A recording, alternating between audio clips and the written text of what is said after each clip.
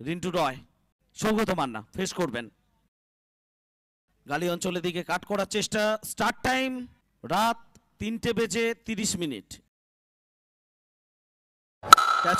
Catch হতে পারে বিকাশ পণ্ডিত।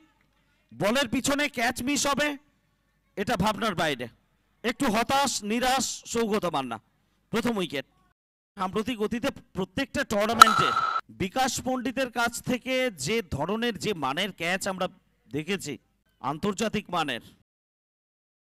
রিন্টু রয় পরের বলটা করলেন একেবারে সামনের দিকে, কেতাবি ঢঙ্গে খেললেন নবীন হুডা।